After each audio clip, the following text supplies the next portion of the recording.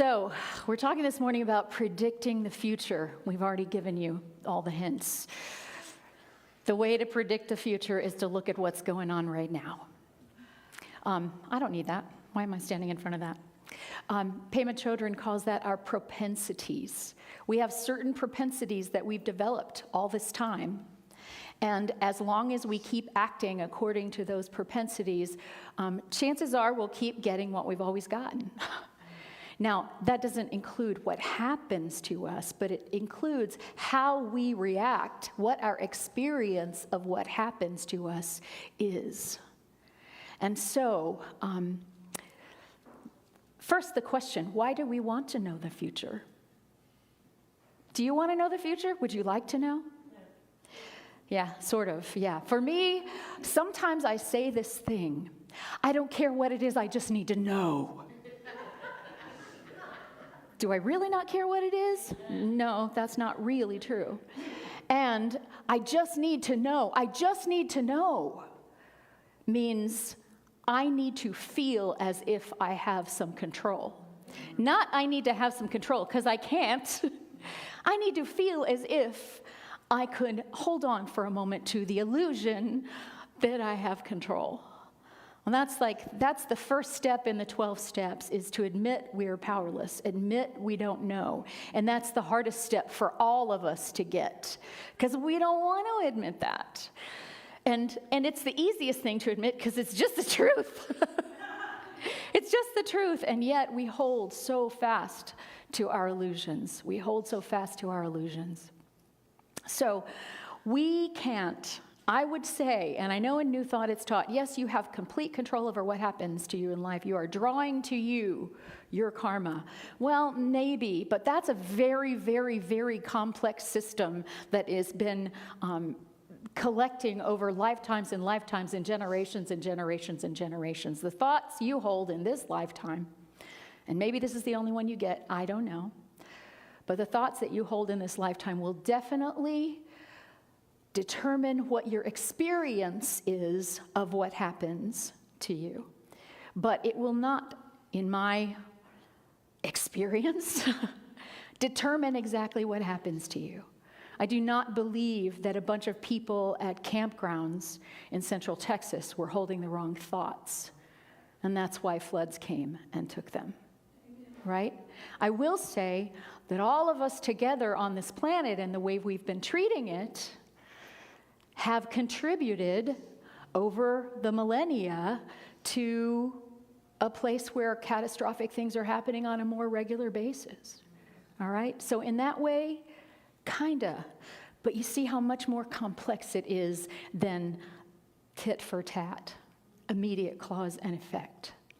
And yet what we do have control over, the immediate cause and effect of how we choose to live our lives today, helps determine how we will receive what happens tomorrow. Because everything changes, but we don't. Unless we want to. That's what, again, Pema Chodron calls propensities. That when I first heard her use that word, I was like, oh yeah, I have a propensity toward behaving in certain ways. Getting irritated with people who tell me I'm wrong. I have a propensity toward worrying about things over which I have no control. And somehow that worry, when it's unconscious, once it's conscious, I'm like, well, duh. But when it's unconscious, which it often is, that hum of anxiety in the background of our life that she talked about, when it's unconscious, it is having its way with me. And it's because I think some part of me thinks that if I hold on to this, that I will in some way be able to control what happens. So if you want to know the future, look to your propensities. Not necessarily to what's happening right now, but to how you react to what's happening right now. Because unless you make a concentrated effort to change what your response and reaction is to whatever happens in the world, you will carry that propensity forward with you. And as Pema was talking about in her talk, not only to the future of your life, but into your death, how you die. How you live is how you die. if you live in constant worry and trying to control, imagine on the day of your death, if you know ahead of time that you are dying, you're not going to suddenly give up your need for control, right? And I don't know if I've sat with various people, many people over the years during their dying process. And it's usually pretty easy to tell how, by how they meet their death, how they met their lives. And so that's something to really think about. That's something for me to really think about. Do I want to leave this life kicking and screaming and holding on and saying it shouldn't be? Or do I want to leave this life in some way in love, in confidence that my faith is in something higher and bigger than me that lives on after my body is gone? And the only way to be able to be that way at the end of my life is to start being that way in the center of my life, because I never know how close I am to the end. I think I'm at the center. Well, yeah, let's get real. I'm not going to live to be 118, so I'm past the center point, even at the best of times. But we tend to think, I'll fix that tomorrow. I'll be different. I want this, so tomorrow I'll get that going and make that happen. And what I know is that unless I change today, tomorrow does not change. So those propensities work in both directions. The propensities to label things good, right? Oh, this is good, so I'm going to cling to it. I don't want it to go away. I'm going to work every day to make it happen again and again and again and again. That is called addiction. How I feel about this thing. I want to feel this way all the time, so I'm going to keep trying to do this thing that made me feel this way once, even if it's not working, because I'm clinging to that idea of what it felt like, rather than instead of starting at the finish line, this is what I felt like, let me see if I can make this happen, starting at the heart and saying, who am I, and how can I act from there, from the center of who I am. So that goes also with the propensity to label things as bad, which leads to denial, which leads to prejudice, which leads to separation, right? If this is bad and I never, ever, ever want it to happen no matter what, then I will begin unconsciously to shun the people who remind me that it's a possibility for me. I will begin to push away experiences that I think might lead to that, whether they do or not. I will begin to feel a separation. You know, we were talking about in the Wednesday class how quickly human beings go to blame.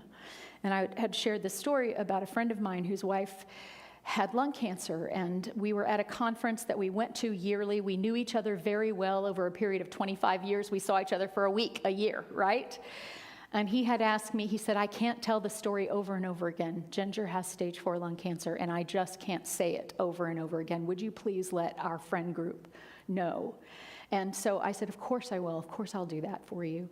And each group that I went to say, Danny doesn't really want to talk about it other than to have you pray for him, but he does want you to know that Ginger has lung cancer. And every single person I went to said, did she smoke? What's that got to do with anything, right? But what it has to do with is, I don't want it to happen to me. If she did something different from what I do, then maybe that's why she has what she has, and then it won't happen to me. We like to go there. And so this idea of holding on to something as bad, as undesirable as I never want this to happen, can cause us then to separate ourselves from other human beings, because we don't want to identify with somebody that is going through something that we don't want to go through. And so we close our hearts, y'all. And guess what? A closed heart today will lead to a closed heart tomorrow. Always. So it doesn't matter whether our propensity is to label something good or to label something bad. A Course in Miracles says, of itself, everything is neutral, as is everything in the world of perception. Whether it is used for the goals of the ego or the Holy Spirit depends entirely on what the mind wants. So everything that happens is neutral. Can you even get your mind around that? That things that happen aren't good or bad. They're just things that happen. Now, does your ego want to grab onto them and either shove them away or manipulate them in some way to try to hold on to them? Or are you willing to let the very Spirit of God, the very Spirit of love work through you and say, I don't know what this means, but I'm willing to meet it with an open heart. I'm willing to meet it with the open heart. So what does the mind want? If the mind wants to try to control it, then we will set up that propensity and it will be carried forward. If the mind says, okay, I'm willing. That's all it takes, y'all. It's willingness. I'm willing to meet this with an open heart. I'm willing to cultivate my heart being open today and tomorrow and tomorrow. That's what we do in the present that creates a propensity to have an open heart to whatever happens in the future. So, no control doesn't mean, and this idea that our propensities are set, that's not a life sentence. If the mind chooses something different, and the body and the spirit and the soul and the emotions are willing to back that up with action and with thought, that different that we choose, then we do change the propensities of the future. Do we change what happens? I think to a certain extent, we draw some propensities, our propensities draw certain events toward us, but really what it does is it changes how we meet what happens. So how? Because what do I have dominion over? If I don't have dominion over everything that happens, what do I have dominion over? Well, everything inside this hula hoop. Sometimes I don't feel like I have much dominion over even that. And yet, the truth is, it's the only thing I do have a chance of having dominion over. So if I want something tomorrow, my job is to create the conditions to receive that in today. Create the conditions to receive. If you want to experience heaven, work with your thoughts and emotions. If you want to avoid hell, work with your thoughts and emotions. That's another quote from Pema Chodron, beautiful Buddhist teacher. If you want to experience heaven, start in here. If you want to avoid hell, start in here. If you want to experience hell, start in here. Chances are you already have a good head start on it. And in some ways, and I like the fact that she says our propensities are for certain particular situations. So you may be very open-hearted in the face of certain things and yet shut down in the face of other things. And those are your propensities. So part of cultivating part of cultivating conditions to meet your life differently is to recognize the ways in which you do shut down, the ways in which we do close our hearts, and to begin to work on those ways, and the ways that we keep our heart, the things that happen that help us keep our hearts open, to identify, to take that feeling of, okay, yeah, this is what it feels like when I do this. How can I expand upon this? So that even if I'm not getting exactly what I want in the moment or exactly what I expect in the moment, I can meet it with this same open-heartedness with which I already have a propensity to meet the things I do want.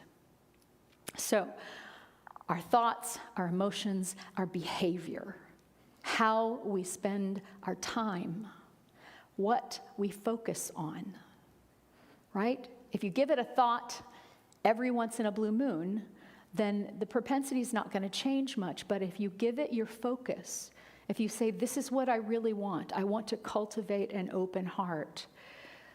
If you give it your focus, then you will be cultivating an open heart. And Jesus talked about this in the parable of the seeds. He said a farmer went out to sow his seed, and as he was scattering the seed, some fell along the path, and the birds ate it up.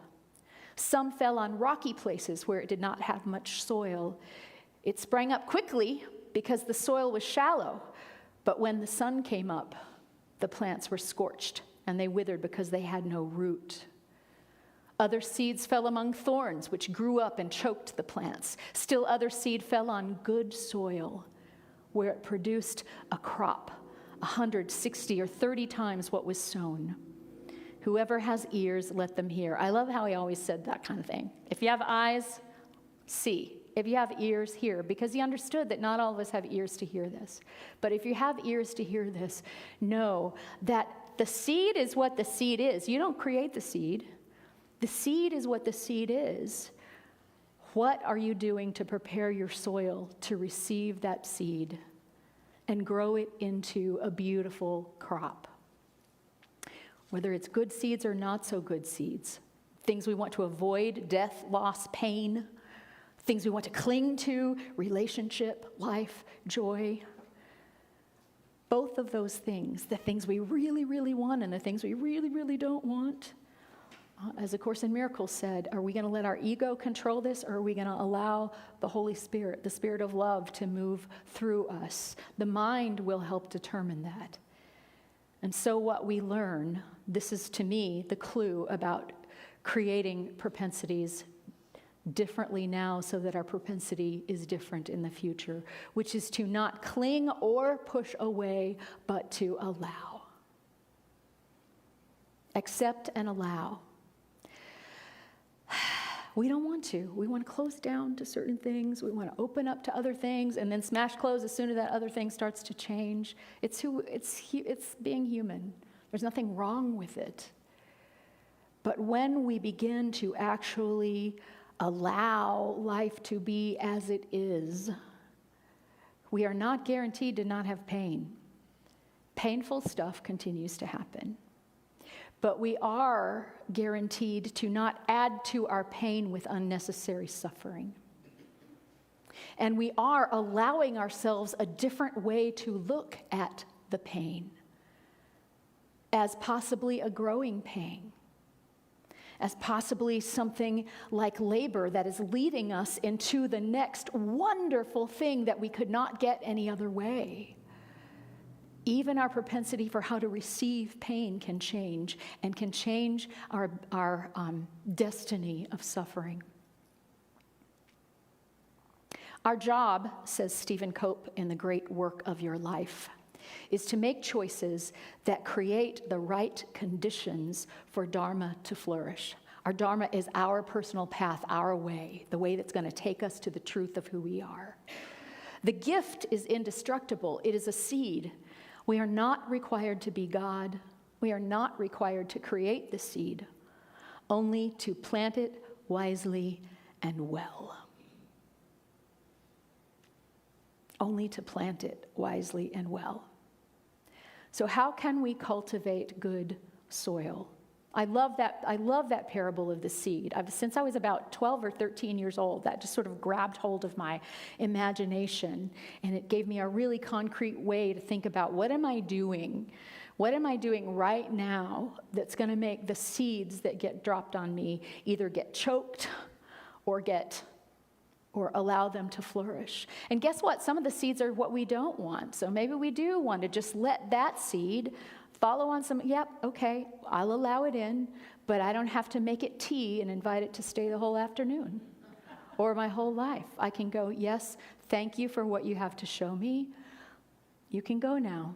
Let it fall on the rocks or the shallowness so that it doesn't continue to grow in my life if that is not what I want to see growing up in my future. And yet, the seeds of love, the seeds of Dharma, the seeds of purpose, the seeds of meeting life with courage, the seeds of meeting life with confidence, all of those things, I want them to fall on good soil.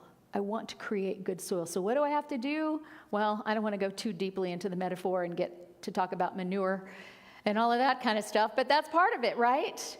Everything that we do to cultivate good soil doesn't necessarily look pretty. It's not about putting nice bricks around it and saying, isn't this a pretty bed, right? It's about digging deep. It's about getting to the roots of the things that we do not want to, that we do not wish to have flourish in our life, and pulling them out. I had a very dear friend that used to talk to me about, she loved pulling weeds in her garden. They were a metaphor to her for plucking out rooted sorrows, is what she used to say. Plucking out rooted sorrows. She talked like that. But this idea that we can uproot the things that do not serve us, but we can't if we're not willing to dig a little bit. We can't see what's there unless we're willing to dig. And then to use the conditions of our life, use the manure that comes that inevitably comes to cultivate that soil, to mix it in with what's there, and to give greater nutrition and nourishment to what is yet to come. That's ours to do, right? What has happened in the past can be a way to help us cultivate soil for the future. Or we can bury it and not think about it, in which case our suffering continues and we learn nothing. The suffering happens either way, perhaps, but we can either learn from it and use it to create good soil, or we can not learn from it and allow it to choke us as we go along our road. So again, if we want to predict the future, we look always to the present. And the Buddha was very, very clear that he taught that we are not one continuous life, that we were moment and moment and moment and moment and moment and moment. So each moment, though it seems to be connected to the last moment and seems to lead to the next moment, at any moment you can change something completely and not have it be completely determined by what's gone on in the past, and yet be able to create that moment again and again and again so that we can create a different future. That's what we're talking about. If you want to know the future, look at today. What am I throwing fits over today in ways that are not serving me at all? And how can I open my heart to allow them, even if I don't like what it is that's happening, to allow that thing to inform me in such a way that I can change my propensity so that as those types of things happen to me in the future, I don't have to throw a fit every time. I can learn that fit throwing didn't do me much good, but that sitting down and weeping for a while and then getting up and going, what is mine to do now? Did teach me something, did lead me to the next moment being a little bit different from the current moment. That's our job. That's what we can do. In talking of the genius poet Robert Frost, his genius, at least in part, was his willingness to create the right conditions for his Dharma to issue forth. That is genius. It's not that your Dharma has to be genius. All of our Dharma is genius in some way. You have a purpose here. It may not be a grand purpose that the whole world is going to know about, but it's going to be a purpose that is unique to you and is going to affect the world in ways that you cannot possibly understand from the perspective of where you stand now. And so, being able to create the conditions for whatever that Dharma is, for whatever that purpose is, to be nurtured, to be nourished, and to flourish within you, to bless the world, is your work today, is my work today. Let's do it. Thank you.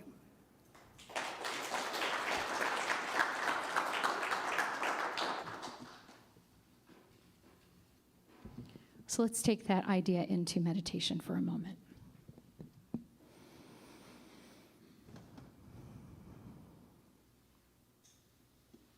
I invite you to breathe into this very moment.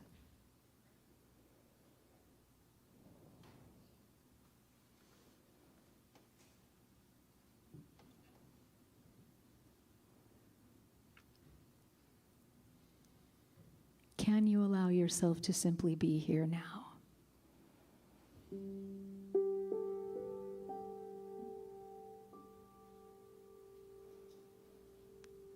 To be aware, perhaps, that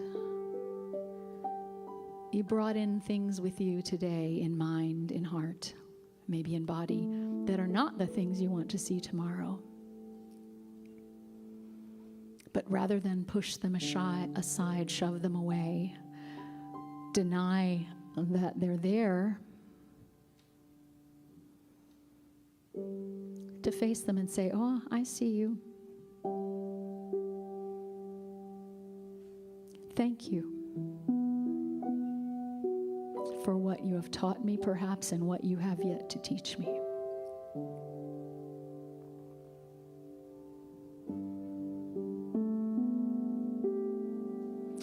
those wonderful things that we love, that we hope for, that we long for, that we plan. We also don't have to shove those away. We simply have to know that they either come or they don't.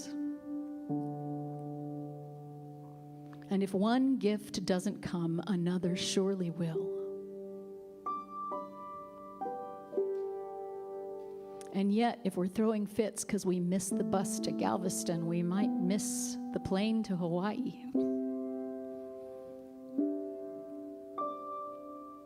To let go, even of what we think we want, and allow what is ours to come forth with confidence that if it is ours, it cannot be kept from us.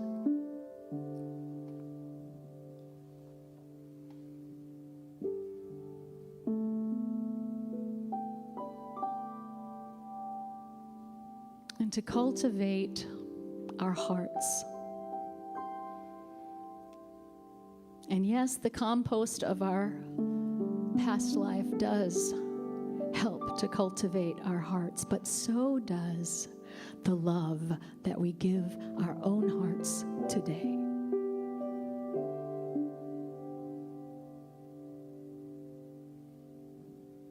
And so as we learn to simply allow what is past to be past, to do its work in us, and to allow whatever is the future to be in the future, because we have no way of knowing.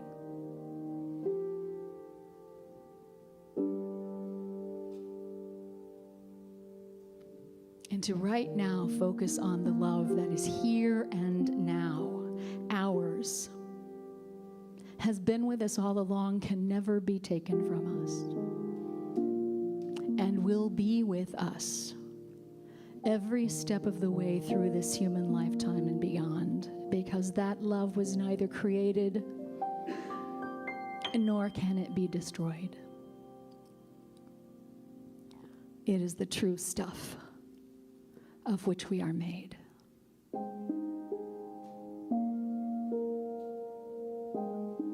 And so simply that thought, the thought, I am that love.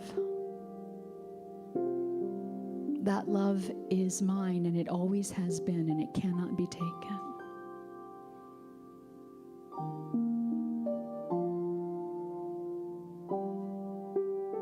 Helps us to create an environment without all of the angst, without all of the worry, without that hum of anxiety, where we simply trust that because we are open to the love that we are, to letting it in and letting it out and letting it flow through us, not grabbing onto it, not pushing it away, but simply being open in every moment to the natural flow.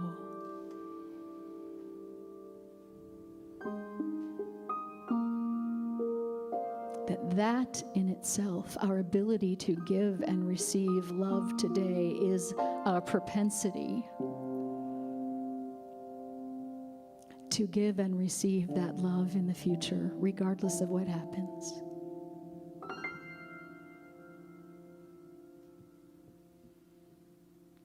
We're already there. We're already home. We're already safe in this eternal soul that we call I,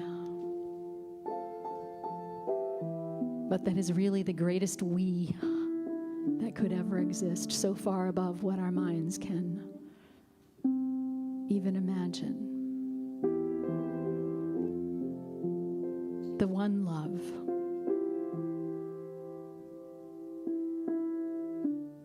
We allow that. We accept it. We breathe it in. We claim it not with the ego, but with the pure, loving heart of God that lives within all of us.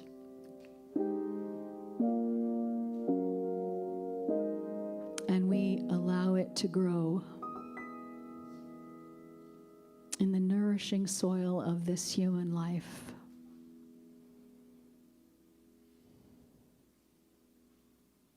And as we allow that love to grow within us, it yields only, ever, always love.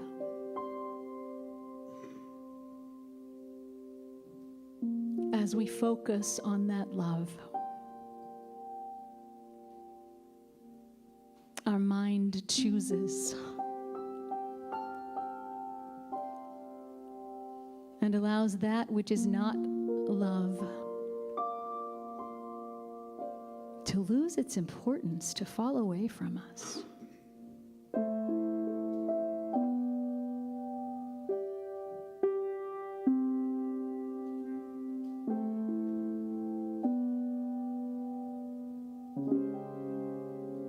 We are one.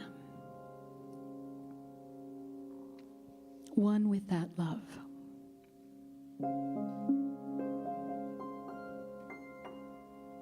And the deeper we allow that knowledge, that knowingness in us today, the more reliable that knowingness will be tomorrow, regardless of what happens.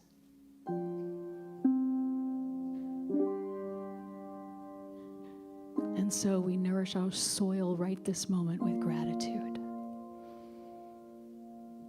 Thank you that love is always available.